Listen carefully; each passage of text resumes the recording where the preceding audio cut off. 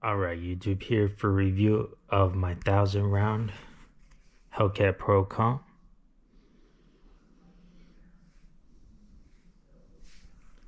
Comes with a 17 and a 15 round mag.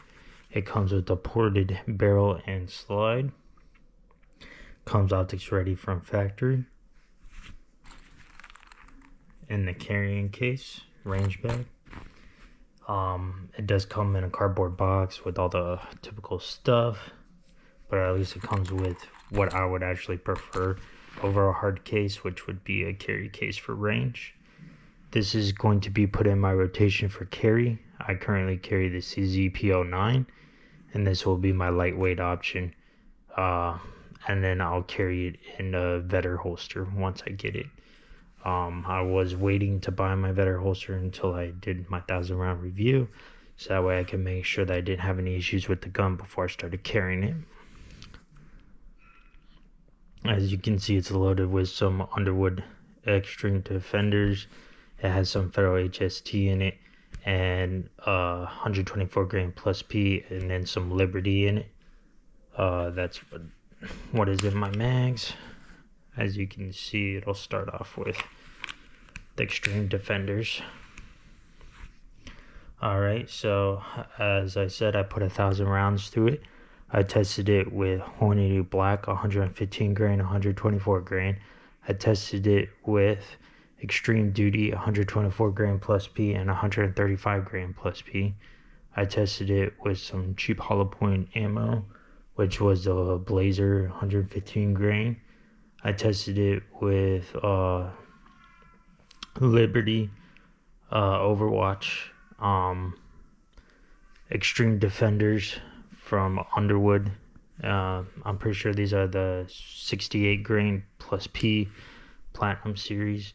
And then I tested it with some Underwood hollow points, 124 grains, some Buffalo Bore 124 grain, XTPs, and then I did some Liberty Overwatch, just a lot of variety of hollow points and other defensive style solid coppers and that. And then for my range ammo, I tested 115 grain, 124 grain, and 147 grain, a variety of ammo, including Remington, Blazer, Monarch, and some other ones. I did not have any failures to feed or failures to extract or double feeds or any issues at all with it. The recoil is not too bad on it. I did notice a difference. There is some more recoil with defensive loads, especially like your Liberty or your Buffalo Bore or Underwood. But I mean, that's to be expected because it's hotter loads, defensive loads. I didn't notice much of a difference between 124 and 115 grain as far as with the comp, but the 147 grain seemed to work really well with the compensator. I don't know if they designed it to work really well with 147 grain, but just something to keep in mind. If you're looking for less muzzle rise, you'll notice more reduction with the 147 grain than you would with the 115 grain. And the 115 124 grain is about the same, but when you start putting in the plus P ammo, you notice you do get substantially less muzzle rise with it than you would if you didn't have that cont barrel. They say that since it's a 3.7 inch barrel with the comp on it, a lot of people say, oh well, it's just a 3-inch barrel. That's not true. It's closer to 3.25 inch barrel, because you still get some extra velocity even though it's just a chamber at the end.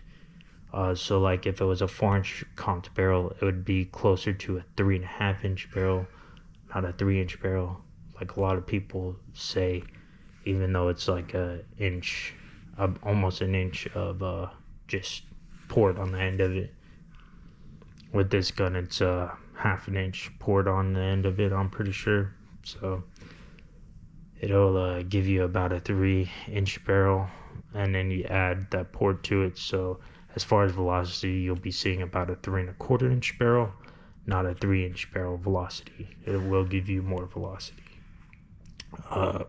contrary to popular belief.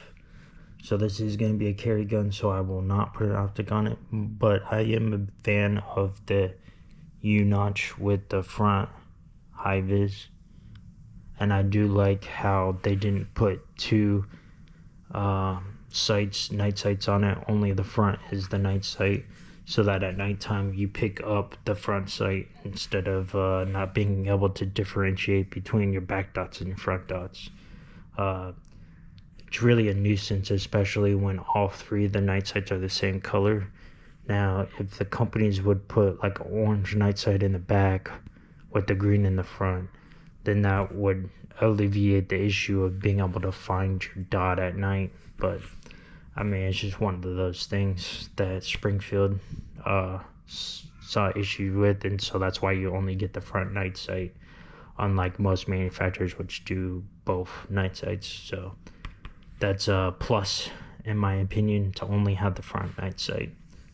The trigger on the gun is good. It's a striker fired good trigger. It's not bad or anything. It's not the best. It's a striker fired gun.